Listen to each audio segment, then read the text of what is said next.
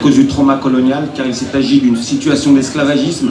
Cette histoire n'est pas dans les livres parce que la République est dans le déni de l'histoire coloniale et de l'histoire de l'Algérie. Il s'est agi d'un esclavagisme comme pour tous les pays d'Afrique noire. Et malheureusement, en 2019, cette histoire n'est toujours pas enseignée à l'école. Moi, je suis en attente avec beaucoup d'autres de pouvoir me reconnaître dans le miroir des livres scolaires et de voir une trace civilisationnelle de moi-même, de mon entité la plus forte. Malheureusement, voilà, on essaie de faire avancer les choses et ce n'est toujours pas le cas.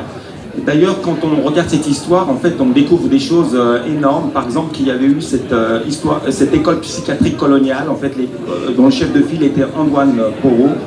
Et en fait, on donnait des arguments pseudo-scientifiques en disant que le cortex de l'indigène, parce que nos ancêtres étaient appelés les indigènes, évidemment, était dans un liquide en quantité trop importante, le diencéphale, et qu'à cause de cela, ce cortex ne pouvait pas se développer et qu'on avait affaire à une race inférieure, dégénérée, destinée à disparaître, mais bien sûr, famine aidante, dépossession aidante. Voilà, donc j'ai écrit un texte sur cette histoire de psychiatrie coloniale. Mais je ne vais pas vous lire un texte, puisque maintenant j'en ai parlé, mais c'était simplement un éclairage que je voulais apporter parce que c'est un élément très important.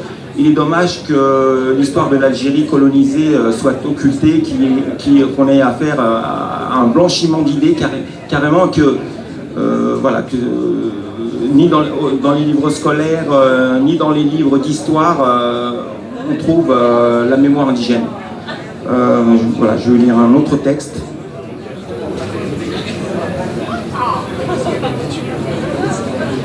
Il me reste 3 minutes. Le temps est précieux et les moments où on a une tribune comme ça et on nous attribue la parole sont